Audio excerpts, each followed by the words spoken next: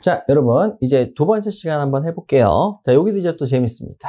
자, 먼저, 우리 프린트물 11페이지 한번 보시죠. 자, 11페이지 보시면, 법률관계 정리라고 되어 있습니다. 법률관계. 자, 법률관계라는 건 뭐냐? 예, 여기서부터 이제 볼 거예요. 근데 여러분, 이게 사실 이 법률관계부터는 진짜 우리 시험하고 아주 밀접하다. 그래서 머릿속에서 절대 잊어버리면 안 된다. 라는 걸 말씀을 드릴게요. 자, 여러분, 여기도 판서노트가 그 밑에 내용이 쓰여져 있는데, 먼저 우리가 그림을 보면서 자, 내용을 정리하다 보면 여러분들이 쉽게 이제 이해하실 수가 있다. 이렇게 말씀을 드릴게요. 자, 먼저 우리 법률관계가 뭔지가 나와 있습니다. 법률관계라는 거 뭐냐면, 여러분, 이걸 답안지에 쓰거나 찾으라는 문제는 안 나올 거예요. 하지만 우리가 요 내용을 교수님이 쓴 대로 한번 읽어는 보겠습니다. 읽어는 보는데 느낌이 없어요. 느낌이 없기 때문에 구별하는 방법은 제가 알려드릴 테니까 한번 읽어만 보겠습니다. 자, 밑으로 쭉 내려가시면 뭐가 돼 있어요? 의가 써 있죠. 뭐라 돼 있냐면 법률관계란 사람의 생활관계 중 법률의 규율을 받는 관계다.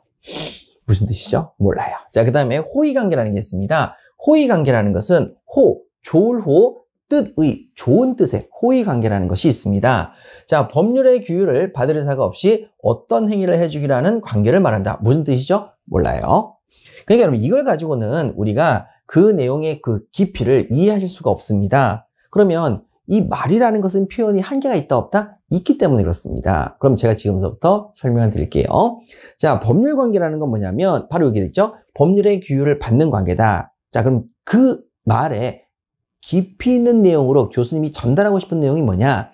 여러분, 법률의 규율을 받는데 만약에 이행을 안 하면 법적인 책임을 져야 돼요? 안 져야 돼요? 져야 됩니다. 그러면 결론적으로 법률관계란 이행을 안 할 때 법적인 책임을 진다 안 진다? 안 진다라는 뜻을 이렇게 표현하신 거고요. 자, 호의관계란 법률의 규율을 받을 의사가 없답니다. 즉, 법적인 책임을 이행하지 않았을 때 진다 안 진다? 안 지려는 생각인 거죠. 그것을 호의관계라고 부릅니다. 그러면 결론적으로 이 법률관계를 얘기할 때 어떻게 얘기할 것이냐? 이행하지 않았을 때 법적인 책임을 지는 관계. 그럼 무슨 관계? 법률관계. 이행하지 않았을 때 법적인 책임을 지지 않는 관계. 무슨 관계? 호의관계라고 기억하시면 됩니다. 자, 하나 예를 들어서 자, 택시 운전기사하고 저랑 계약을 했습니다. 언제 저를 태우러 와서 목적까지 도달해 주는데 얼마를 주기로. 근데 택시 운전기사가 안 왔습니다. 자, 그럼 저는 그 사람한테 법적 책임을 물을 수가 있어요? 없어요? 있습니다. 그럼 무슨 관계라는 거죠? 법률 관계를 맺었다는 것이고. 그 다음에 두 번째. 자, 친구가 저를 태워주기로 약속을 했습니다. 집에까지. 그랬는데 친구가 집까지 저를 태워주지 않고 혼자 가버렸습니다. 자, 그러면 저는 이행하지 않았기 때문에 법적 책임을 물을 수가 있습니까? 없습니까? 없죠? 그럼 무슨 관계? 호의관계. 이렇게 구별하시면 됩니다. 그러니까 법률적인 용어를 내가 얼마만큼 정확하게 읽느냐? 아무짝에 쓸모가 없습니다. 이건 교수님들이 그런 사항을 표현할 수 있는 언어적 한계를 극복하시려고 노력은 했지만 사실 그렇게 쓰기가 쉽지 않다는 거죠. 그래서 우리는 그 용어의 뜻을 우리 스스로 받아들일 수 있을 정도로 하시면 충분합니다. 자, 그럼 여러분 여기서 법률관계라고 이제 표해 보니까 나왔죠? 법률관계니까 자, 우리 공부했던 대로 이행하지 않으면 법적 책임을 진다 안 진다? 진다. 되셨죠? 그러면 이때 이행하지 않으면 법적 책임을 지는 게 법률관계인데 이 법률관계는 크게 두 가지 요소로 나타나게 됩니다. 자, 첫 번째가 뭐냐면 법률행위입니다. 법률행위를 통해서 법률관계가 생길 수 있습니다. 그럼 법률행위란 뜻이 뭐냐? 행위 뭐예요? 바로 의사표시를 가지고 어떤 행위를 한다는 겁니다. 그래서 의사표시를 요소로 합니다. 자, 중요한 단어가 뭐라고요? 의사표시요. 아, 내가 어떤 의사를 가지고 어떤 행위를 하는구나. 그래서 그것이 법적인 책임을 져야 되는구나. 이행하지 않으면. 그것을 우리는 법률행위라고 부릅니다. 자, 그러면 여러분 의사표시를 요소하니까 매매 계약을 체결한다. 편의점에서 물건을 산다. 무슨 계약이죠? 매매 계약입니다. 자, 그러면 서로 간에 의사표시를 해야 하네요? 하죠. 물건을 사겠다라고 의사표시를 하고 팔겠다는 의사표시를 해서 매매 계약이 성립하니까 무슨 행위? 법률 행위를 합니다. 그런데 돈을 다 받았는데 물건을 안 준다든지 물건을 다 받았는데 돈을 안 준다든지 서로 이행을 안 하면 법적 책임을 진다 안 진다? 진다. 그래서 무슨 관계다? 법률 관계가 되는 거죠. 자, 증여입니다. 자, 내 재산을 아내한테 공짜로 주는 거죠. 근데 주기로 약속했는데 안 준다. 그럼 법적 책임을 진다 안 진다? 줘야 된다. 그래서 증여니까 의사표시를 요소로 하니까 법률행위고, 그 다음에 그것에 대한 이행을 안 하면 책임을 지니까 무슨 관계다? 법률관계다. 이렇게 공부하시는 겁니다. 예, 그래서 정확한 개념을 뭐 알아야 된다. 그 교수님이나 학자나 하는 거지 우리가 어떻게 그걸 알겠어요? 그러니까 우리는 그 뜻을 어떻게 우리 생활에서 쓸 수 있는가라는 것을 보면 되는 거죠. 자, 그랬을 때 그 계약이 제대로 됐다. 그러면 뭐라고 불러요? 유효. 그 계약이 제대로 안 됐다. 그럼 뭐라고 불러요? 유효, 무효. 즉, 유효, 무효라는 뜻은 뭐냐면 지금까지 유효, 무효를 그냥 입버릇처럼 효력이 있어, 유효. 효력이 없어, 무효. 이렇게 얘기했는데 정확하게는 바로 의사표시대로 효력이 생기면 뭐가 된다? 유효. 의사표시대로 효력이 안 생기면 뭐가 된다? 무효. 자, 그러면 여러분 우리가 유효, 무효는 언제만 쓸 수 있는 거예요? 법률행위에서만 쓸 수 있습니다. 자, 언제 쓴다고요? 법률행위. 법률행위는 뭐를 요소로 한다고요? 의사표시. 자, 그러면 여러분 혼인을 했는데 아까 전에 혼인신고 했잖아요. 혼인신고는 갑의 의사만 있어야 돼요? 을의 의사도 있어야 돼요? 을의 의사도 있어야 되죠? 근데 그 의사가 갑의 의사만 있으니까 그 법률행위는, 그 의사표시는 효력이 있어야, 혼인신고로서 효력이 있어야 되겠어요? 없어야 되겠어요? 없어야 되는 거죠. 그래서 무효가 됩니다. 그러니까 여러분 유효, 무효라는 것은 어디서 써야 된다? 의사표시의 효력이 있다 없다는 뜻으로서 법률행위에서만 나올 수 있는 단어다. 자, 꼭 기억하세요. 자, 어디서만 나올 수 있는 단어다? 법률행위에서만 나올 수 있는 단어다. 자, 되셨고요. 그리고 난 다음에, 자, 다음. 의사표시를 요소로 하니까, 자, 의사의 내용을 알고 해야 된다. 인식하고 해야 되겠죠. 그래서 의사의 내용을 알고 하고, 인식하고 해야 된다. 어떤 의사 뜻인지 그 정도는 알고 해야만 되겠죠. 자, 다음으로 우리 법률 규정입니다. 자, 법률의 규정입니다. 법률의 규정에 의해서 법률 관계가 생길 수도 있습니다. 즉, 이행하지 않으면 책임을 져야 되는 관계가 생길 수가 있습니다. 자, 제가 이렇게 길을 가고 있는데 갑자기 옆에 차량이 골목에서 나와서 저를 쾅 부딪혔습니다. 자, 그러면 서로 간에 의사표시한 적 있어요, 없어요? 나를 치워줘. 3주만 다치게. 내 너를 한번 치고 싶다. 3주 정도 다치게 해줄까? 서로 간에 의사가 있었어요, 없었어요? 없었어요. 그러면 자, 없었는데 제가 그 다치고 난 다음에 제가 그 사람한테 야이씨 하면서 손해배상을 청구합니다. 왜 그게 가능할까요? 그리고 그 손해배상을 달라고 그랬는데 걔가 이행을 안 합니다. 그럼 걔는 처벌받아야 안 받아요?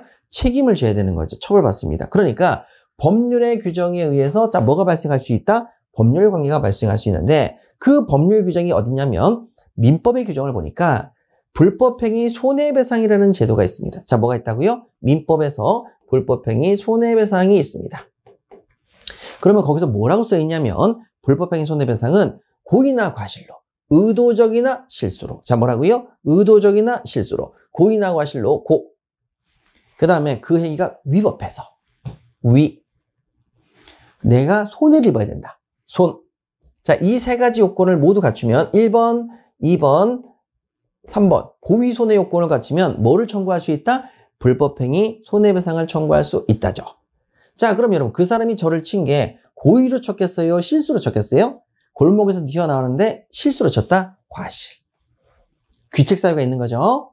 자, 고의 과실을 뭐라고 부른다죠? 귀책사유. 그 다음에 저를 다치게 했으니까 저법이에요, 위법이요? 위법. 저 손해 입었어요, 안 입었어요? 입었죠. 어이구 하면서 손해 입었죠. 자, 그러면 저는 그 사람한테 뭐를 청구할 수 있다? 불법행위 손해배상을 청구할 수가 있습니다. 그런데 우리 사이에 의사표시가 있었어요, 없었어요? 의사표시 따위가 어디 있어요? 그런 거 없었어요. 법률의 규정에서 이렇게 하라고 했죠. 근데 그 사람이 손해배상을 안 해준다. 그럼 법적 책임을 져야 된다, 안 져야 된다? 져야 된다. 이렇게 결론이 나네요. 자, 그러면 여기 나와 있는 내용 보셨는데 여러분 제가 불법행위 손해배상인 제도를 알았을까요? 몰랐을까요? 몰랐다 하더라도 교통사고가 나면 손해배상을 청구할 수 있습니다. 즉 알고 인식할 필요가 없어요. 자, 법률행위는 의사표시니까 그 의사가 어떤 의사인지 내용을 알고 인식할 필요가 있어야 되지만 법률의 규정은 법률에서 그렇게 하라고 했으니까 내가 몰랐다 하더라도 법률 규정이 그대로 적용이 된다, 안 된다? 된다라는 거죠. 자, 그러면 민법 규정을 보니까 손해배상으로 원칙으로 금전배상을 하라고 했습니다. 자, 뭐라고요? 금전배상. 금전배상 알았어요. 자, 법률의 규정에 의해서 무슨 배상하라고 그랬죠? 금전배상. 자, 여러분 법률의 규정이니까 유효, 무효라는 단어가 나와야 안 나와요? 안 나옵니다. 자, 유효, 무효는 언제만 나온다고요? 법률 행위. 자, 되셨죠? 자, 그래서 그 내용이 그 밑에 쭉 이렇게 나와 있으니 여러분들이 읽어보셔도 충분하겠다 말씀을 드릴게요. 자, 그러면 우리 12페이지로 가시게 되면 의사표시 내용을 좀 디테일하게 보도록 하겠습니다. 자, 의사표시 법률행위에서 의사표시 내용을 좀 살펴봐야 돼요. 자, 그래서 저기 왼쪽에 쫙 보시니까 뭐라고 되어 있어요? 법률행위고 의사표시를 요소로 한다. 자, 그럼 의사표시는 어떻게 구성이 되어 있는지 우리 아까 전에 잠깐 보셨습니다. 의사와 표시가 있다. 그래서 의사와 표시가 있고 이 사이에는 실선, 연결되어 있는 반에서 자, 의사와 표시를 하게 된 동기, 계기, 목적으로 이쪽은 점선으로 땡땡땡 이렇게 여러분들이 그것을 표시하지 않는 이상 저는 그것을 알 리가 없다. 이렇게 점점점 했고요. 자, 그러면 다음으로 우리 의사표시의 방법을 좀 한번 가보도록 하겠습니다. 의사표시의 방법이죠. 의사표시를 할 때 어떤 방법을 쓸 것이냐라는 겁니다. 자, 그러면 의사표시는 크게 두 가지로 나눠집니다. 첫 번째, 자귀가 있고 두 번째는 부자귀가 있습니다. 자, 뭐가 있다고요? 자귀하고 부자귀가 있습니다. 그러면 자귀라는 뜻은 뭐냐? 위, 행위를 하는데요. 자, 만들어 나가는 겁니다. 즉 다시 말해서 말을 하는 것을 자귀라고 합니다. 그러면 부자귀는 뭐냐? 또 자르면 돼 있죠. 자기가 아니다. 말을 하지 않는다. 즉 다시 말해서 말을 안 한다. 침묵을 지킨다는 뜻입니다. 자, 침묵을 지키는 걸 우리 뭐라 그런다? 부자귀라고 부릅니다. 침묵은 부자귀라고 불러요. 그러네요. 그러면 여러분 부자귀는 의사표시입니까? 아닙니까? 말을 안 하는데 이게 무슨 의사표시예요? 그래서 얘는 원칙적 의사표시가 아닙니다. 원칙 의사표시가 아닙니다. 그런데 자, 여러분들 한번 볼게요. 여러분들이 아파트를 사는데 말이에요. 그 아파트 단지 안에 공동묘지가 있습니다. 아파트 단지 안에 공동묘지가 있어? 그런데 그 아파트 분양자들이 그 사실을 부자귀 말을 안 했거든요. 공동묘지가 아파트 가운데 있다는 사실을 말을 안 했거든요. 그럼 의사표시를 한 거야, 안 한 거예요? 안 한 겁니다. 그런데 우리 뭐라고 얘기해요? 이런 사기 쳤다고 얘기하죠. 사기의 의사표시를 했다는 얘기입니다. 그러면 아니 어떻게 그게 사기의 의사표시를 하지? 말도 안 했는데? 그러면 이렇게 얘기하는 거죠. 고지 의무가 있을 때. 자, 무슨 의무? 알려줘야 될 고지 의무가 있을 때. 그때 아무런 말을 안 하면 뭐가 된다? 의사표시가 됩니다. 가만히 있어봐. 이거 어디서 봤죠? 아까 전에 얘기했죠. 남이 굶어 죽어가고 있는 걸 봤을 때에는 그냥 아무런 말도 안 했어요. 살인의 의사도 없이 아무런 말도 안 하고 그냥 방치를 했을 때 살인죄가 안 됐습니다. 살인의 의사표시가 없었거든요. 그런데 그것이 내 자식이라면 자, 뭐라고요? 구조 의무가 있다고 그랬죠. 구조 의무가 있을 때 그냥 내버려 두면 아무런 짓도 안 하면 살인의 의사표시가 된다 안 된다? 된다. 자, 고지 의무가 있는데 고지 의무가 있음에도 불구하고 말을 안 했다. 그러면 사기 의사표시가 된다 안 된다? 된다로 가야 됩니다. 이게 분석적으로 가야 되는 거죠. 그래서 사기 의사표시가 됩니다. 아, 그래서 사기구나. 그러니까 아파트 가운데 공동묘지가 조성되어 있으면 알려줄 고지 의무가 없겠어요? 있겠어요? 있죠? 그런데 알려주지 않았죠? 근데 의사표시를 안 했지만 무슨 의무가 있기 때문에? 고지 의무가 있기 때문에 의사표시가 되고 그래서 그는 결론적으로 사기의 의사표시를 한 거랑 똑같아집니다. 사기의 의사표시가 있어진 거랑 똑같아지는 거죠. 자, 이런 것들이 시험의 포인트다. 여러분들이 병원에서 수술하실 때 여러분 의사 선생님이 뭐라 그래요? 간단한 맹장 수술이라도 이것 때문에 뭐 때문에 죽을 수 있고 이렇게 해서 폐혈증을 해서 죽을 수도 있고 너 이래서 하반신 마비가 올 수도 있어 뭐 이런 특이한 경우도 있어 이렇게 다 얘기하죠. 수술을 앞두고 재수없게 말이죠. 왜 그렇습니까? 그분들도 하기 싫지만 무슨 의무가 있습니까? 고지 의무가 있습니다. 근데 이걸 고지 안 하고 수술하다 죽었다. 살인이 의사표시가 돼버리는 거죠. 그래서 여러분 요 경우에 고지 의무를 꼭 알려줄 의무가 있다 없다? 있다. 그렇다면 침묵, 부자귀도 의사표시가 된다 안 된다? 된다. 자, 이렇게 기억하십니다. 자, 그럼 자기를 한번 볼게요. 의사표시를 하는 겁니다. 의사표시를 하는 방법에는 제한이 없습니다. 이게 원칙입니다. 자, 민법에는 의사표시 방법에 제한이 있다 없다? 없다. 자, 그래서 의사표시 방법에 제한이 없는데 명시, 이 명자가 밝을 명자입니다. 밝게 보인다. 자, 편의점에 가서 레종 주세요 하고 담배를 콕 찍어가지고 요 담배 주세요, 레종 주세요 라고 하면 밝게 보이죠. 어떤 담배를 달라는지 밝게 보입니다. 자, 그런데 묵시는 뭐냐면 어돌 묵자에다가 보일시입니다. 어둡게 보이는 겁니다. 진열대에 있는 삼각김밥을 갖다가 말도 안 하고 딱 계산대에 놨습니다. 자, 그러면 여러분 그것을 산다는 게 명시적으로 보여요, 안 보여요? 안 보입니다. 왜? 유통기한 지났다고 갖다 놓을 수도 있으니까요. 그래서 이것은 명시적으로 보인다, 좀 어둡게 보인다. 그렇죠. 직접적으로 말을 안 하고 행동을 하게 되면, 자, 여러분 묵시를 뭐라고 그냥 기억하시면 제일 좋겠어요? 행동. 자, 여러분 항상 머릿속에 기억하세요. 묵시라는 건 직접적으로 말을 안 하고 뭐 했다? 행동을 통해서 어둡게 보이는 것이 바로 뭔다? 묵시. 자, 묵시입니다. 행동을 통해서 보이면 뭐라고 그런다? 묵시. 자, 그러면 명시적으로 레종주세에 할 수도 있지만 진열대에 있는 삼각김밥을 갖다 놓는 것은 명시적으로는 보이지 않지만 사겠다는 의사표시로 어둡게나마 보인다, 안 보인다? 보인다. 이렇게 해서 묵시 이렇게 할 수 있습니다. 그 다음에 구두로도 할 수 있고 서면으로도 할 수 있습니다. 여러분들이 많이 착각하시는 게, 자, 근로계약은 서면으로 작성해야 된다? 땡인 거죠. 근로계약은 구두로도 얼마든지 가능합니다. 자, 한번 볼까요? 사장님, 저 여기서 커피숍에서 알바하고 싶어요. 그랬더니, 그러라 라고 한 거예요. 자, 그래서 구두로 계약이 체결됐어요, 안 됐어요? 된 거예요. 근데 서류 작성을 해야 되는데, 사장님, 저 그럼 근로계약서는, 내가 깜빡 잊고 안 가져왔다. 그럼 근로계약이 안 된 거예요? 된 거예요? 된 거죠. 그 다음날 가져올게 라고 해서 그 다음날 또 안 가져왔다. 근로계약이 안 된 거예요? 된 거예요? 된 거예요. 그리고 나서 그 다음날 근로계약서 가져왔다. 쓰면 될 뿐이죠. 그래서 구두 서면 모두 가능하다. 꼭 기억하시고 의사표시는 재판 외로도 청구할 수 있지만 재판상으로도 가능한 거죠. 재판에 사장님 월급 주세요 할 수 있지만, 자, 그걸 안 준다. 그러면 재판상으로도 가능하다. 그래서 의사표시를 할 때에는 제한이 있다, 없다? 없다. 사전에 할 수도 있고 사후에 할 수도 있다. 월급을 미리 달라고 얘기할 수도 있고, 즉 월급날이 되기 전에 사장님 이번 달 월급을 꼭 주시는 거죠? 라고 이렇게 의사표시로 할 수도 있고, 월급이 지났음에도 안 주니까 왜 안 주세요? 라고 해서 사후에 의사표시 할 수도 있다, 없다? 있다. 이렇게 이제 기억하시면 되죠. 자, 이게 여러분 민법의 또 원칙입니다.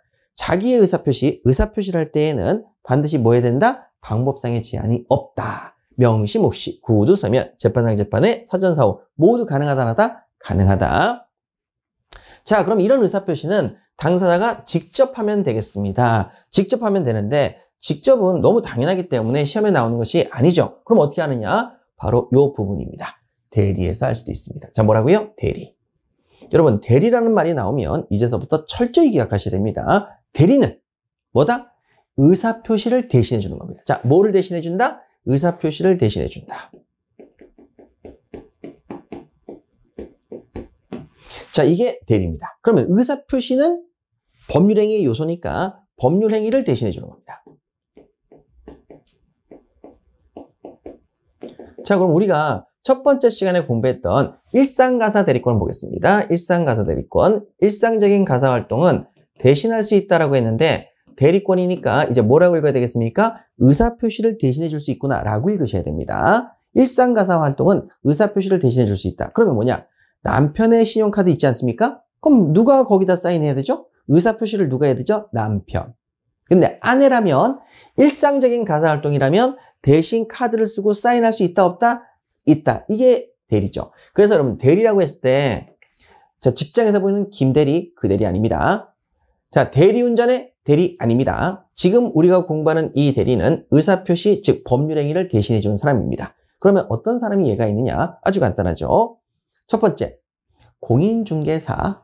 공인중개사를 보세요. 물건을 판매하려는 사람이 있을 겁니다. 집을 판매하려는 사람이 있을 겁니다. 땅을 판매하려는 사람이 있을 겁니다. 그 사람이 직접 의사표시할 수 있지만 공인중개사가 의사표시를 뭐 해줄 수 있다? 대신해 줄 수 있다. 그래서 공인중개사는 대리인이네요. 맞습니다. 자, 국세청의 세무신고를 제가 직접 할 수도 있지만 세무사가 대신해 줄 수도 있다, 없다? 있다. 그러면 국세청의 세무신고를 대신해 주는 세무사도 뭐가 되는 거죠? 대리인이 되는 거죠.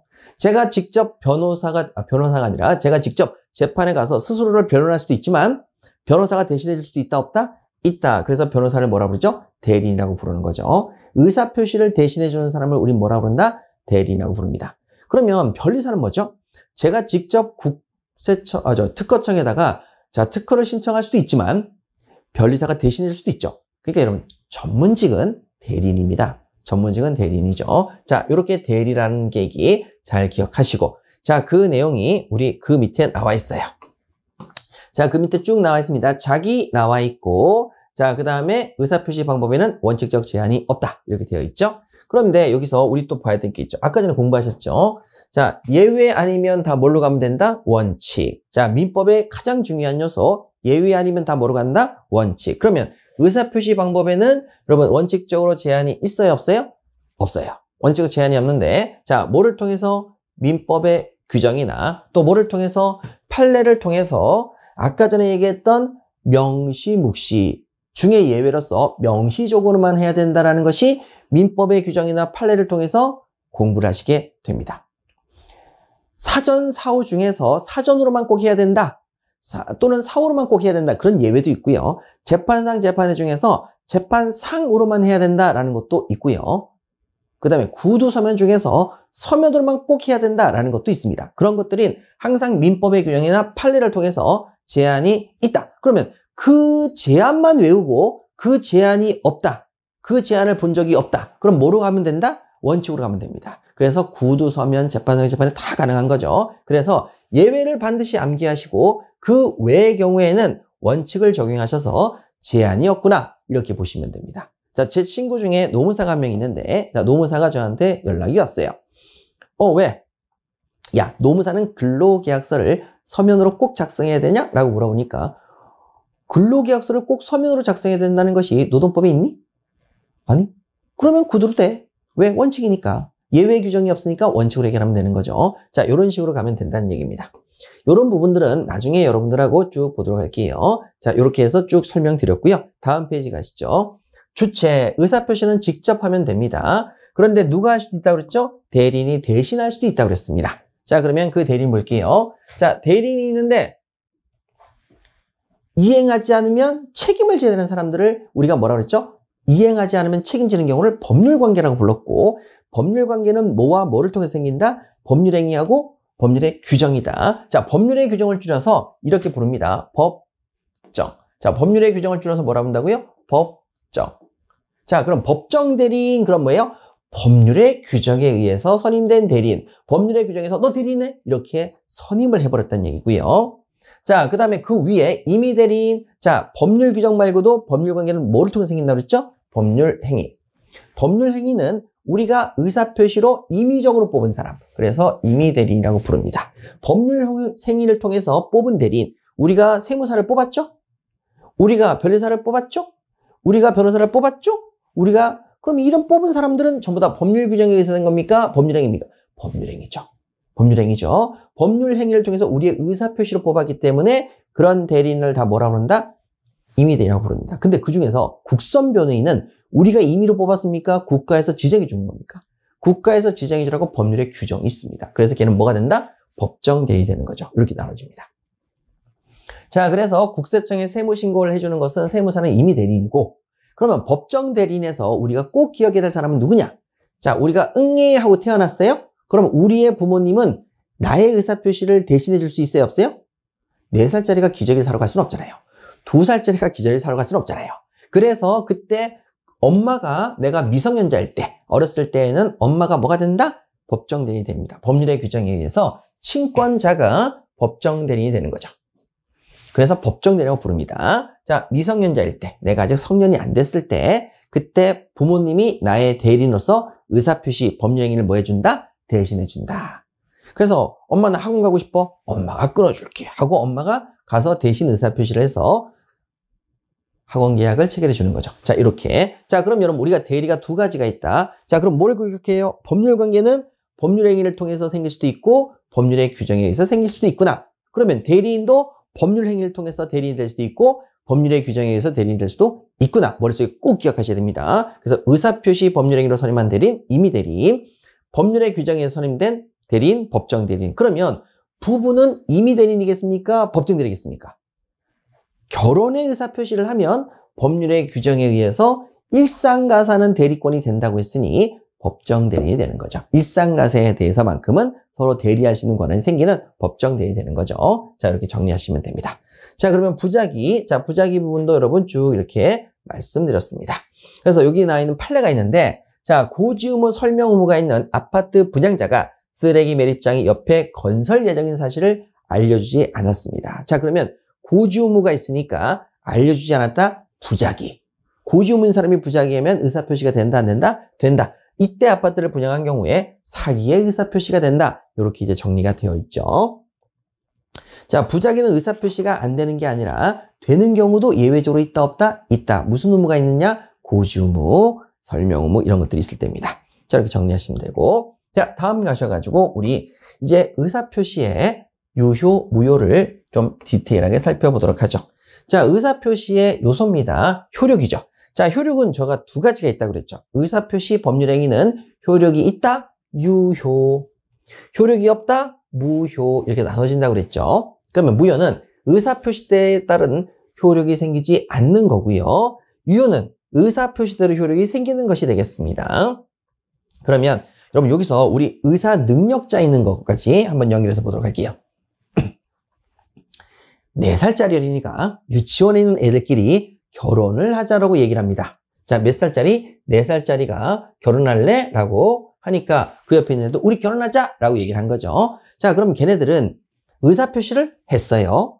근데 그 결혼의 의사표시가 효력이 있어야 될까요? 없어야 될까요? 4살짜리의 혼인의 의사표시는 얘기하니까 자, 얘네들은 결혼의 정확한 의미를 인식하고 있어요? 못하고 있어요? 인식 못하고 있습니다. 모르고 있는 거죠.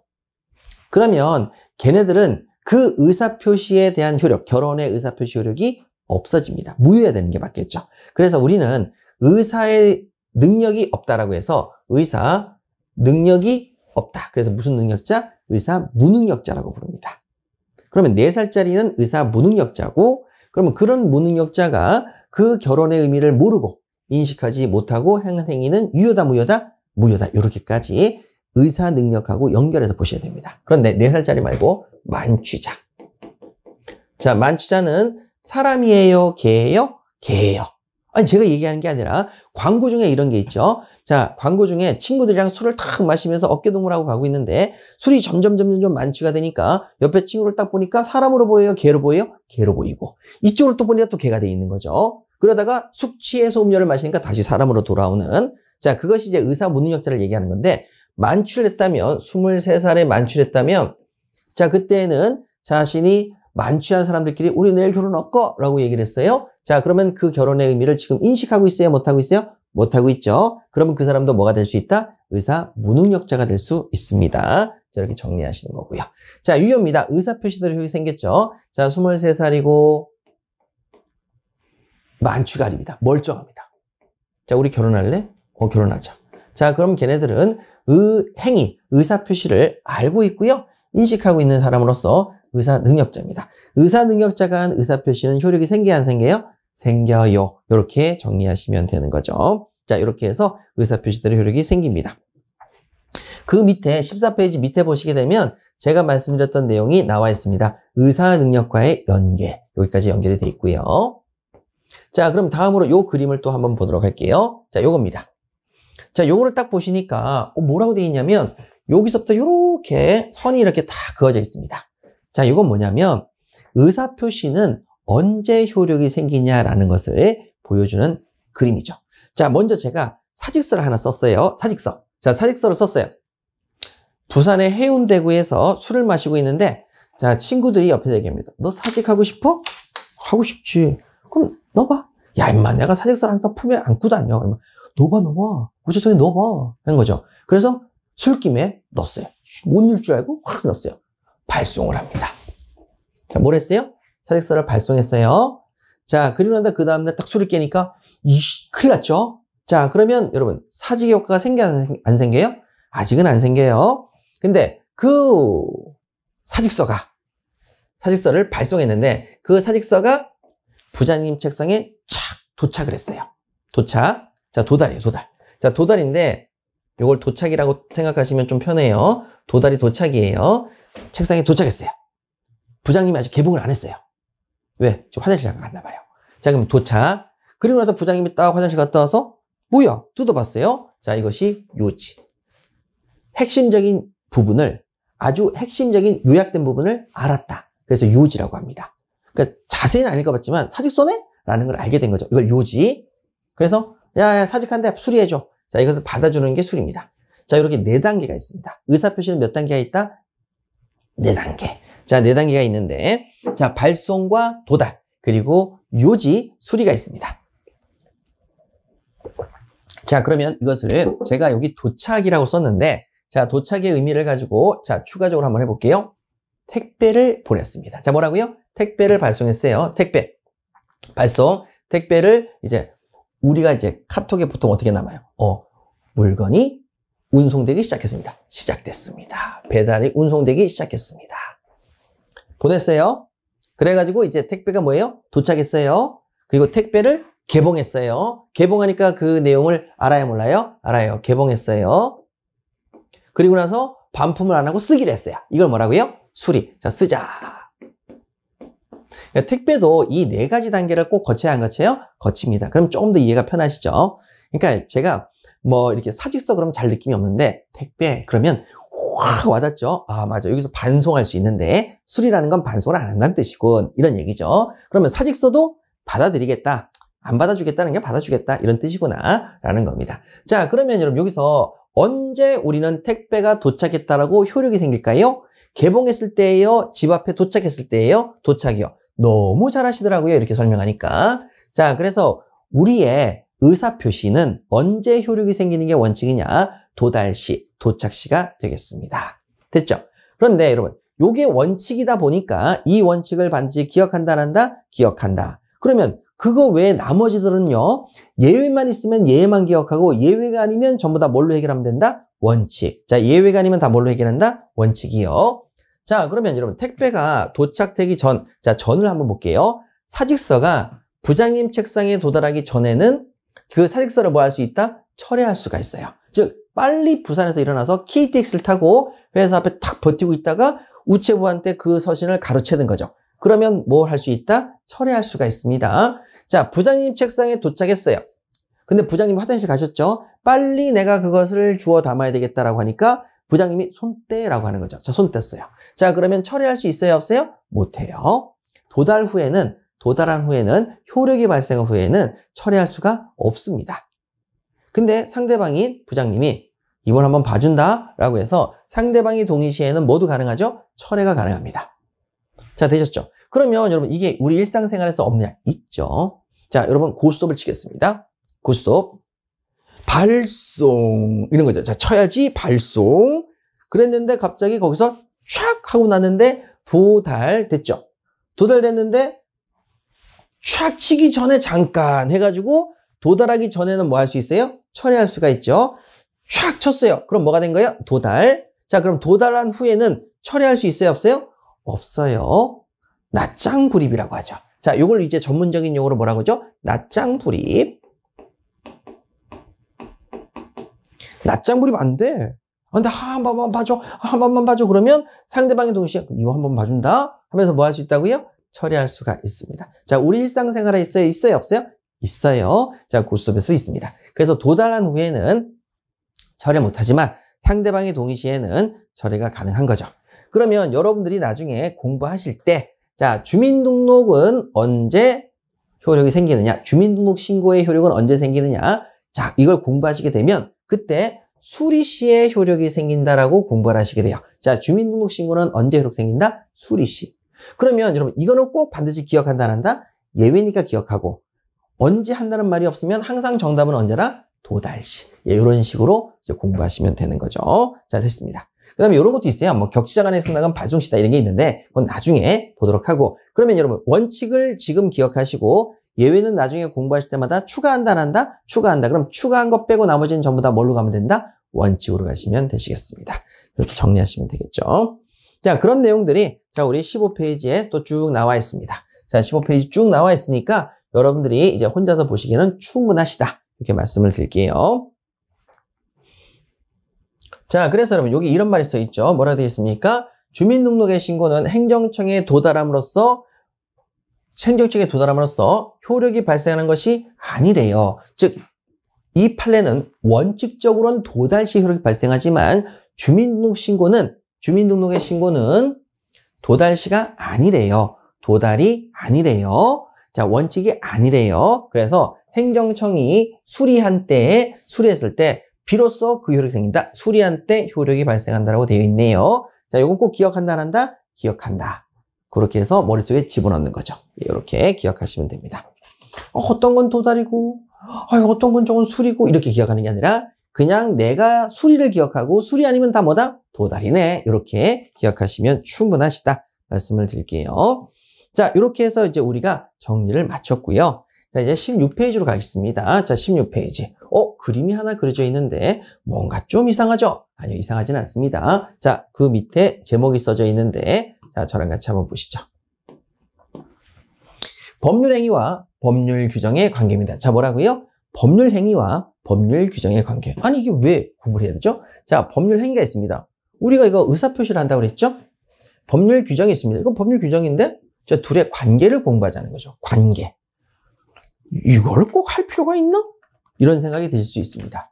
그런데 우리 생활에서 엄청 많이 쓰이고 그 부분을 모르시면 여러분들도 나중에 중개사 역할 하실 때 큰 타격 받으십니다. 그래서 법률행위와 법률규정과의 관계, 자, 저랑 같이 살펴볼게요.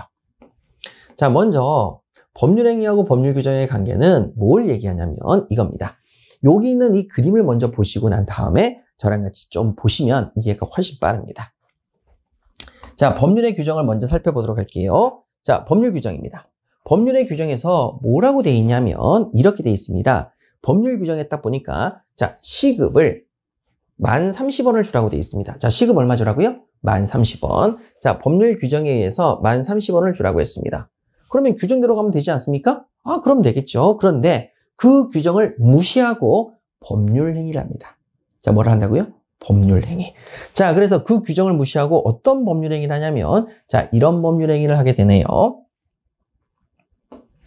자, 법률행위를 통해서 자, 의사표시를 통해서 자, 시급을 분명히 1030원 주라고 그랬는데 자, 13,000원으로 결정합니다. 자, 얼마 결정했어요? 13,000원. 법을 무시한 거죠. 하지 말라는 짓거리를 한 거 아닙니까? 시급 얼마 주라고 했어요? 1030원. 근데 얼마 줬다고요? 13,000원. 하지 말라는 짓거리를 한 겁니다. 법률의 규정을 위반한 거죠. 자, 그럼 여기서 법률행위가 또 하나 있는데요. 법률행위로 자, 이번에는요. 얼마를 결정하냐면 시급을 8,000원으로 결정합니다. 이것도 법률의 규정을 무시하고 위반한 거죠. 하지 말라는 짓거리를 한 거 아닙니까? 이렇게 이제 먼저 가셔야 됩니다. 그렇잖아요. 시급을 1030원 주라고 했으니까 그것을 넘든 안 넘든 전부 다 1030원이 안 됐으면 법률의 규정을 무시한 거죠. 됐죠? 자, 되셨어요? 자, 그런데 여기서 이제 우리 좀 디테일하게 나가야 됩니다. 자, 어떻게 나갈 거냐면 자, 여기 이 부분입니다. 자, 그런데 이 규정이 무슨 규정이다? 임의 규정이다. 자, 그럼 임의 규정이 무슨 뜻이냐? 자, 임의 규정이 우리 그 밑에 나와 있거든요. 여러분들이 이제 보시면 되는데 자, 임의 규정은 사회 질서랑 관계가 없습니다. 사회 질서와 관계가 없기 때문에 꼭 지킬 필요가 없습니다. 사회 질서랑 관계가 없으니까 꼭 지킬 필요가 없다. 그러면 이 규정은 뭐냐? 너희들이 의사표시로 법률행위로 임의적으로 바꿔도 되는 규정이야. 다만 나는 기준만 제시했지 니들이 마음대로 바꿔도 돼. 라는 임의 규정이라면 그때는 바꿔도 된다는 규정이니까 당연히 이 13,000원 계약도 유효가 되고 8,000원 계약도 유효가 되겠죠. 자, 됐죠? 근데 이것이 이 규정이 강행 규정입니다. 강력하게 너희들의 행동으로 지켜야 되는 규정이야. 왜? 사회 질서와 관계가 있기 때문이죠. 사회 질서와 관계가 있기 때문에 이건 반드시 너희들이 지켜야 돼 라고 하는 강행 규정이라면 의사표시로 달리 정하면 효력이 없는 무효가 될 겁니다. 법률행위는 무효, 유효로 나눈다고 그랬죠. 그 다음에 이 경우에도 무효로 될 겁니다.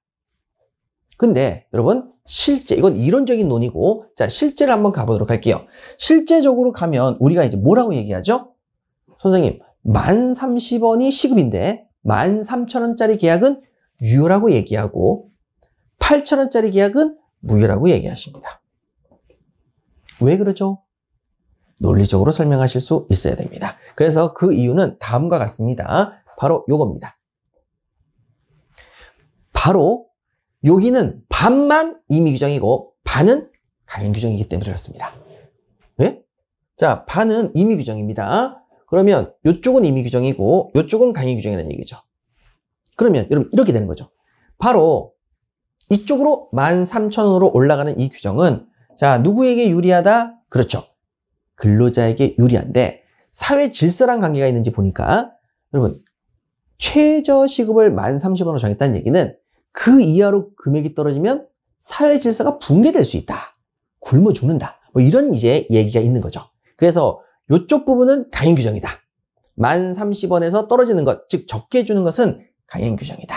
그래서 이것을 위반하는 의사표시라면 무효고, 요 위로 올라가는 것은 사회 질서와 관계가 없다. 더 주면 풍요로워지는 거지. 라고 해서 13,000원 주는 것은 유효다. 그래서 여기 무슨 규정이다? 임의 규정이라고 얘기합니다. 그러면 우리가 차선이 있는데 4차선 차로가 있습니다. 4차선이 있는데 그 중에서 한쪽 면을 말할 때 편도 2차선이라고 얘기합니다. 중앙선 기준으로 총 2차선, 2차선, 총 4차선이 있는데 한쪽 면을 얘기할 땐 편도 한쪽 면의 도로가 2차선이다라고 얘기하죠. 그럼 여기도 마찬가지로 자, 편면적 강행 규정이라는 뜻은 한쪽 면만 무슨 규정이다? 강행 규정이다. 그쵸? 요쪽 면만 강행 규정입니다. 이것을 뭐라고 그런다? 편면적 강행 규정이라고 부릅니다. 그러면 여러분 당연히 근로자에게 유리한 쪽은 무슨 규정? 임의 규정. 근로자에게 불리한 쪽은 무슨 규정? 강행 규정. 이렇게 해서 편면적 강행 규정입니다.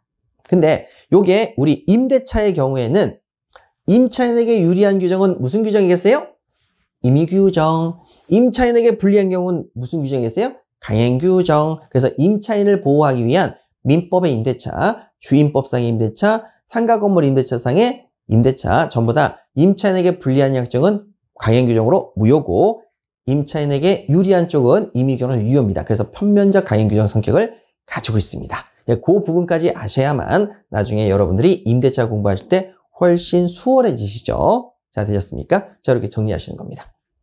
그래서 그 내용이 쭉 그 밑에 나와 있습니다. 여기 밑에 쭉 나와 있는데요. 자, 그래서 임의 규정 보시니까 사회질서와 관계가 없어요 라고 나왔고요. 관계가 없다고 나왔고, 강행 규정과 사회질서와 관계가 있어요 라고 나왔죠. 반대되는 경우에 효력이 있는지 없는지가 나와 있고, 그 다음 페이지 가시면 판정 기준이 있습니다. 어느 경우에 강행 규정인지, 어느 경우에 임의 규정인지 사실상 어떻게 해야 되겠습니까? 종합적으로 고려해서 판단하랍니다. 즉, 사회 질서와 관계가 있는지 없는지 판단하라고 했으니까 사실 우리가 어렴풋하게 판단할 수 있어도 아주 구체적으로 판단은 어렵습니다. 그래서 법원이나 조문을 살펴봐야 되는 거고요. 편면적 강행 규정은 여러분들에게 말씀을 드렸습니다. 자, 됐고요. 자, 다만 앞으로 잠깐 돌아가셔서 자, 요것도 이제 말씀을 드릴게요. 자, 요런 것들이 이제 효력 규정이라고 해서 법률 행위의 유효 무효가 결정이 되는 것이고, 자, 단속 규정이라는 단어가 있습니다. 단속 규정이라는 단어 저랑 같이 한 번만 살펴볼게요. 자, 그럼 단속 규정이 뭐냐? 제가 말씀을 드려보겠습니다. 어려운 건 아니고, 단속반 떴다라고 할 수 있죠. 단속반이 떴습니다. 그럼 단속반이 떴는데 노점상들이 길거리에서 떡볶이나 오뎅을 팝니다. 그래서 제가 오뎅 하나 사 먹었어요. 단속반이 떴죠. 그러니까 단속을 하는 거죠. 왜? 규정에 의해서 단속을 합니다. 아이, 노점상 하지 말라니까 하고 단속을 했는데, 그럼 이거 빨리 저 딴 데 치우세요. 장사하지 마세요 하고 단속을 떴는데, 저랑 그 떡볶이나 오뎅을 판 사람하고의 계약이 무효입니까? 유효입니까? 여기는 건드린다, 안 건드린다? 안 건드려요. 규정을 위반해서 판 떡볶이, 규정을 위반해서 판 오뎅, 요 법률행위는 항상 유효다. 그래서 단속반이 떴는데, 아이, 그걸 사 먹으시면 어떻게 토해내세요? 이런 얘기를 안 한다는 얘기죠. 그러니까 여러분, 저 위에 있는 규정은 내가 이 규정을 위반했을 때 그 의사표시 법률행위는 유효, 무효가 되느냐는 것이고, 단속 규정은 말 그대로 단속만 떴을 뿐 나와의 의사표시 법률행위는 영향을 미친다, 안 미친다? 안 미친다. 예, 그런 것이 단속 규정입니다. 뭐 그렇게 중요한 건 아니고요. 한번 들어두시면 충분하지 않으실까? 예, 그렇게 생각이 드네요. 자, 이렇게 해서 여러분 저랑 같이 좀 정리를 하셨고, 자, 다음으로 우리 기초 용어 정리 요것도 한번 들어가 보도록 하겠습니다. 자, 18페이지 한번 보시죠. 기초 용어 정리입니다. 기초 용어 정리는 말 그대로 아주 기본적인 용어 정리고 우리가 앞에서 잠깐 봤던 내용입니다. 자, 고의가 있었죠. 고의 과실. 자, 고의라는 것은 뭐예요? 알았다는 거예요? 아니죠. 의도적이다. 자, 뭐라고요? 의도적 행위. 자, 고의라는 것은 의도적 행위입니다. 자, 요거는 이제 뭐 시험에 나오는 건 아니고 배경 지식으로 아셔야 되는 거죠. 의도적 행위. 자, 그 다음에 과실이라는 건 뭐냐? 자, 과실이 있는데 한문을 잘 보세요. 요렇게 쓰던 한문일 경우엔 과실, 실수를 말합니다. 그래서 자, 여기서 이제 과실이라는 단어를 조금 말씀을 드려야 되는데, 자, 과실은 실수가 되겠습니다. 그래서 실수에 따른 행위를 표시합니다. 자, 실수에 따른 행위가 뭐라고요? 과실. 자, 됐죠? 자, 그 다음에 여기서 실수를, 이 실수의 과실이라고 그냥 과실하고 좀 다릅니다. 여기 보시니까 요 과실이 있는데, 여기는 요게 열매괄자의 열매실자입니다. 열매입니다, 열매. 그러니까 과실은 열매. 그러니까 사과나무에 열려있는 사과, 과실, 열매죠. 그래서 여기서 나와 있는 과실을 열매라고 합니다. 원물로부터, 사과나무로부터 생기는 수익물, 사과. 이게 이제 과실이죠. 그래서 그 열매를 이렇게 쓰고요. 실수는 이렇게 쓴다는 거 한문 표현까지 좀 기억해 주시면 좋겠습니다. 자, 됐죠? 그렇게 해서 과실 이렇게 정리하시면 됩니다. 실수, 과실, 의도적, 고의. 자, 그러면 여러분 여기서 우리 헷갈리는 것들이 하나 있는데, 자, 저랑 같이 한번 정리해 볼게요. 보통 사람들이 어떻게 착각을 하냐면 고의하고 악의를 같이 놓습니다. 고의하고 악의를 같이 놓는데, 즉 안다는 것과 의도적을 같이 놓는데 전혀 같지 않습니다. 자, 그럼 한번 볼게요. 자, 제가 어떤 사람을 죽이려는 의도를 가지고 있습니다. 고의를 가지고 있는 거죠. 그런데 무차별 살인, 길거리에 지나가는 모든 사람을 다 죽여야지 하고 무차별 살인을 한다면 그때는 악입니까? 선입니까? 즉 모르는 사람을 죽이는 거죠. 아는 게 아니라 모르는 사람을 죽이죠. 선입니다. 그런데 제가 선이지만은 의도적, 모르는 사람, 선의의 사람을 가지고 선의의 제3자를 의도적으로 죽입니다. 근데 내가 알고 있는 사람한테 원한이 깊어서 그를 죽이려고 하면 악의의 사람을 고의로 죽이는 거죠. 그러니까 고의 이꼬르 악이다 가시면 안 됩니다. 고의가 선의가 될 수도 있고 악이 있는 사람을 의도적으로 다 죽일 수가 있기 때문에 여러분 서로 두 개를 분리하셔야 됩니다. 아셨죠? 그래서 고의는 이꼬르 악이라고 생각하시면 안 돼요. 고의는 의도적이고 과실은 실수고, 실수로 사람을 죽였는데 모르는 사람, 선의의 사람을 죽인 거고, 아는 사람을 실수로 다치겠다, 악의의 사람을 다치게 한 거죠. 자, 이런 식으로 전혀 다른 내용이다 확인하시고요. 자, 그러면 여기서 제일 중요한 거, 이거 진짜 여러분 무조건 기억하셔야 되는 것이 여기 있는 이 3번입니다. 별표를 3개 치시고, 이거는 자유자재로 여러분들이 바꾸실 수 있어야 됩니다. 요걸 꼭 하셔야만 여러분들이 실력이 쭉 올라가시는데요. 자, 그 내용을 기본적인 강의로 확인해 볼게요. 자, 먼저 우리가 공부했던 내용이 있습니다. 알았고, 알았대요. 알았다는 걸 우리 뭐라고 부르게 됐죠? 법적인 용어로? 그렇죠. 악입니다. 됐죠? 그래서 요거를 여기다가 이제 쓰지 말고요. 저 위에다가 하나 더 쓸게요. 자, 알았다. 요거 악입니다. 악의. 자, 그럼 다음에 이제 나입니다. 나가 뭐죠? 나가 또는이 됩니다. 또는. 자, 나는 또는이 되는 거죠. 자, 또는. 자, 그러면 여러분 다음에 알 수 있었을 경우, 이게 지금 문제인데 알 수 있었다는 게 뭐죠? 라고 하면, 자, 여러분 제가 하나 말씀드릴게요. 피할 수 있었는데 사람을 다치게 했어. 피할 수 있었는데 다치게 했어. 의도적으로 다치게 했다는 겁니까? 실수를 했다는 겁니다. 그죠? 실수죠. 실수로 내가 조금만 신경을 썼으면 다치지 않게 할 수 있었는데, 근데 그것을 인식하지 못해서, 알 수 없어서 그때 다치게 했다라고 해서 알 수 있었을 경우가 바로 과실이 되겠습니다.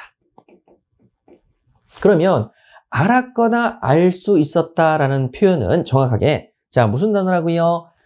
악의 또는 과실이라고 불러야 됩니다. 자, 악의 또는 과실을 우리 뭐라고 그런다고요? 알았거나 알 수 있었을 경우라고 얘기한다고요. 그랬을 때 무효라고 한다고 하겠습니다. 무효. 자, 무슨 뜻인지 몰라도 상관없습니다. 나중에 이제 알게 되니까. 어쨌든 무효랍니다. 그러면 이제 읽어보겠습니다. 악의 또는 과실일 때 무효고, 이 표현을 어떻게 씁니까? 알았거나 알 수 있을 때 무효로 한다. 그래서 여기는 알았거나 알 수 있었을 때 무효로 한다. 그래서 두 문자로 알알무라고 그냥 얘기를 해버립니다. 나중에 뭐라고 부른다고요? 알알무. 알았거나 알 수 있을 때 무효로 한다. 이 알알무까지 두 문자가 나왔으니 상당히 자주 나온다는 뜻이겠죠. 자, 알았거나 알 수 있을 때 무효로 한다. 자, 그럼 악의 또는 과실일 때 무효로 한다. 이렇게 되는 거죠. 자, 그러면 이제 다음으로 갈게요.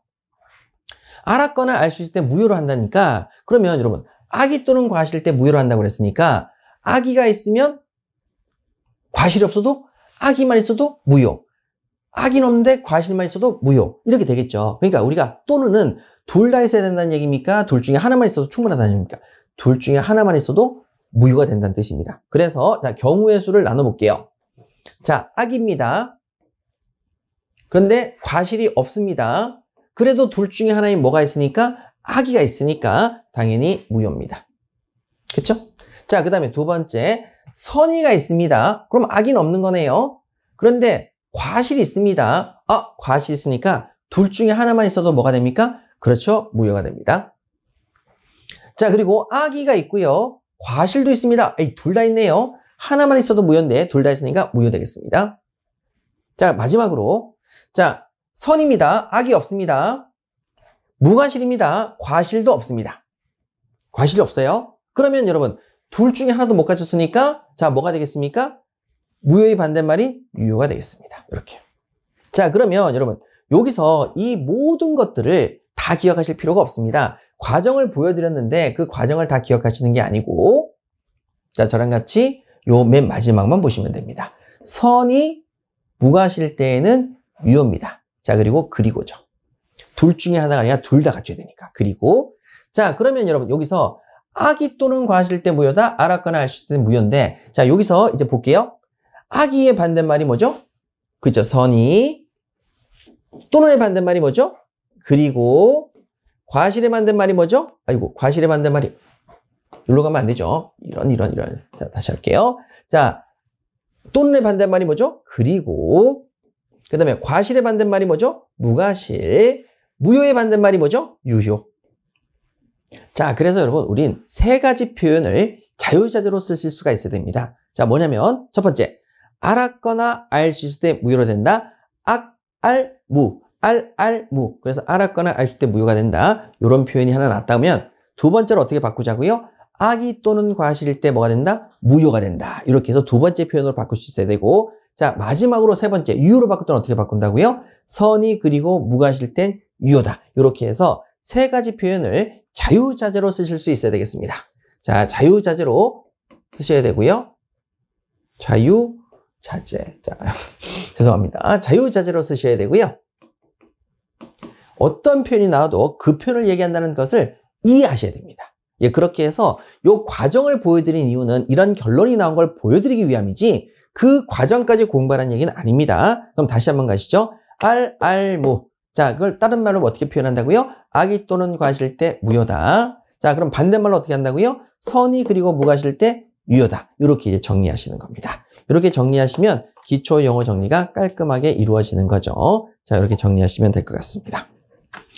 자, 그리고 마지막으로 여러분들 판서노트 다음 페이지 보시고 우리 잠깐 쉬도록 하겠습니다. 자, 판서노트 잠깐 볼게요. 자, 여기서 여러분 우리가 개념 정리를 좀 하셔야 되는데 자, 가장 기본적인 개념 정리를 들어가도록 할게요. 자, 먼저 뭐냐면은 요 그림이 있죠. 그림이 있는데 갑이라는 사람이 을과 물건을 사고 파는 매매 계약을 체결합니다. 매매 계약을 체결하는데 자, 이때 물건을 파는 사람을 매도인, 자, 물건을 넘겨준다 해서 넘겨줄 땐 도를 쓰고요. 그 다음에 매수인, 넘겨준 물건을 받는다 그래서 매수인이라고 부릅니다. 자, 물건을 파는 사람이 매도인, 물건을 사는 사람이 매수인입니다. 편의점에서 물건을 산다. 그러면 편의점에 있는 주인이 매도인이고 여러분들이 매수인이 되는 거죠. 자, 그러면 이 두 사람 사이에서 매매 계약을 작성하게 되면 이때 우리는 갑과 을 모두를 부를 때 뭐라고 부르냐면 계약의 당사자라고 부릅니다. 자, 갑과 을을 뭐라고 부른다고요? 계약의 당사자. 자, 되셨고 그러면 이 경우에 갑이 을을 부를 때 뭐라고 부르냐면 야이 상대방아. 당사자끼리 뭐라고 부른다고요? 야이 상대방아. 갑이 을을 부를 때 야이 상대방아. 을이 갑을 부를 때 상대방아. 이렇게 부르는 거죠. 그래서 상대방이라고 부릅니다. 자, 되셨죠? 근데 그 옆을 지나가고 있는 병이 이렇게 싹 손 흔들면서 가고 있는 거죠? 흔들면서 가고 있습니다. 얘를 뭐라고 부른다? 당사자 빼고 나머지를 제3자라고 부릅니다. 그래서 얘는 제3자가 됩니다. 당사자 빼고 나머지를 다 뭐라고 부른다? 제3자. 이렇게 되는 거죠. 자, 갑과 을이 막 싸움을 하고 있어요. 병이 끼어드니까 제3자는 빠져! 이렇게 얘기하는 거죠. 자, 그래서 당사자 빼고 나머지는 다 뭐라고 부른다? 제3자라고 부릅니다. 요게 이제 표현이죠. 그래서 그 밑에 여러분 표현이 나와 있는데 자, 그 표현 중에서 이런 게 있죠. 자, 갑이 을을 부를 때 야이 상대방아, 을이 갑을 부를 때 야이 상대방아라고 부르는데 만약에 여기서 갑이나 을 둘 중에 하나를 부를 때, 둘 중에 한 명만 부를 때는 뭐라고 부릅니까? 당사자 일방이라고 합니다. 그러면 갑이 될 수도 있고 을이 될 수도 있는 거죠. 그래서 자, 당사자 쌍방, 당사자 일방, 그 다음에 상대방 제3자까지 용어 정리를 마쳤습니다. 자, 그러면 이 밑으로 내려가셔서 자, 다음 그림을 한번 보도록 하죠. 자, 대리인이 있는 경우입니다. 자, 우리가 의사표시를 아까 전에 위에서는 갑과 을이 직접 했다면 이때는 내가 직접 안 할래. 대리인 대신해줘. 이렇게 얘기하는 거죠. 자, 그러면 여기 나와 있는 대리인이 있는 경우입니다. 자, 아까 전에 갑이라는 사람이 매도인이었고요. 을이 매수인. 똑같습니다. 그래서 두 사람 사이에서 매매 계약이 이렇게 체결된 거죠. 매매 계약이 체결됐습니다. 자, 그랬는데 갑이 아까 전엔 을이랑 직접 물건을 사고 팔았는데 이번엔 A라는 공인중개사를 끼고 물건을 팔고 싶습니다. 그래서 A한테 네가 대신 팔아줘. 이렇게 얘기한 거죠. 자, 그래서 A가 자, 이렇게 을과 만나서 계약을 체결하는데 여러분 이때 A가 계약 당사자입니까? 갑이 계약 당사자입니까? 그렇죠. 대리인은 의사표시만 대신해 줄 뿐 절대 당사자가 될 수는 없는 거죠.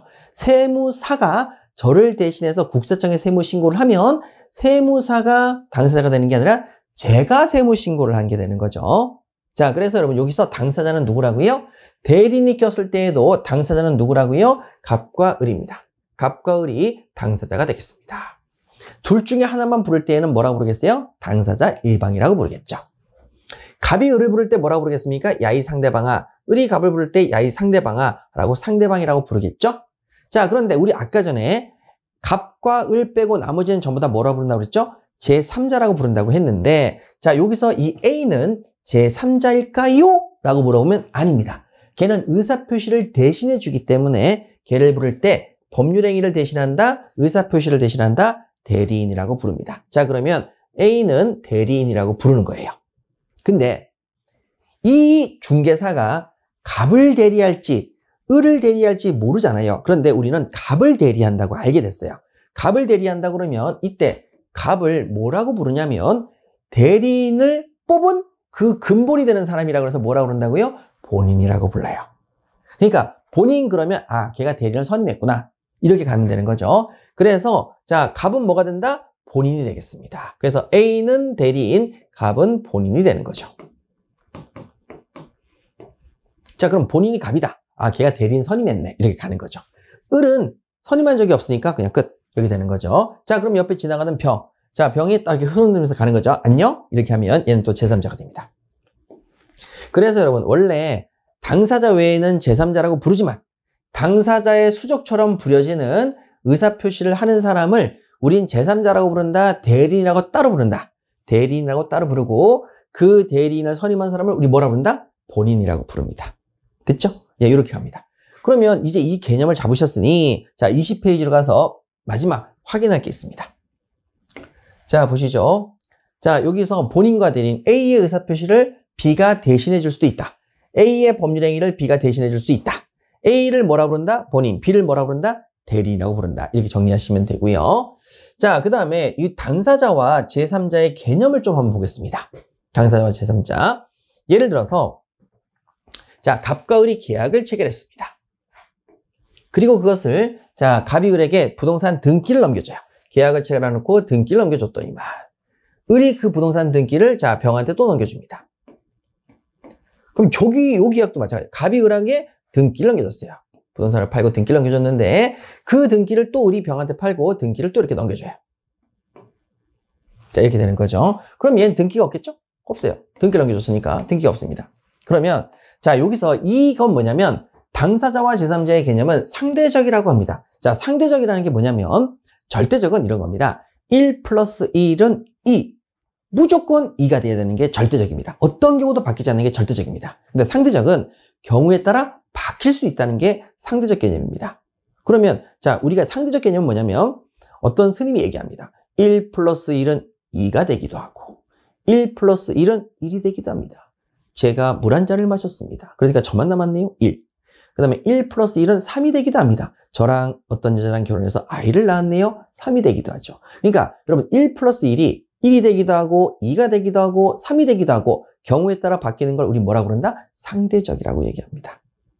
그러면 여러분 상대적이다. 즉 당사자와 제3자의 개념은 상대적이라는 얘기는 뭐냐면 이것도 굉장히 중요한 개념입니다. 자, 갑과 을을 중심으로 보면 자, 갑과 을을 중심으로 보면 누가 계약의 당사자입니까? 갑이 을이 계약의 당사자가 됩니다. 맞죠? 그리고 병은 뭐라고 그럽니까? 당사자 빼고 나머지는 전부 다 제3자. 그래서 얘는 제3자가 됩니다. 이해가 되시죠? 그런데 똑같은 사안인데 자, 이제는 누구를 기준으로 보느냐? 을과 병의 매매 계약을 기준으로 봅니다. 자, 그러면 얘가 내들이 뭐가 돼요? 계약의 당사자가 되는 거죠. 자, 누굴 기준으로 보면? 을과 병을 기준으로 보면 을이 병이 계약의 당사자가 되고, 그럼 갑은 당사자 빼고 나머지는 다 뭐가 된다? 제3자. 그래서 자, 제3자가 갑이 되는 거죠. 그러니까 상대적 개념이라는 얘기는 뭐냐면 갑이라는 사람이 을과를 기준으로 본다면 당사자가 될 수도 있고, 갑이라는 사람이 을병을 기준으로 본다면 뭐가 될 수도 있고 제3자가 될 수도 있고, 경우에 따라 달라질 수가 있다. 표현이 달라진다. 이게 민법의 굉장히 특이한 케이스라는 얘기입니다. 그래서 민법은 왜 그러냐면 여러 사람하고 관계가 있기 때문에 그 관계에 따라서 각각 부르는 용어가 그때그때 달라질 수가 있기 때문에 그 부분을 좀 어려워하십니다. 그래서 그 부분을 저랑 어떻게 봐야 되는지 꼼꼼히 확인해 보도록 하겠습니다. 자, 그러면 여기까지 하시고 잠깐 쉬었다가 계속하도록 하겠습니다. 잠시만 쉬시죠.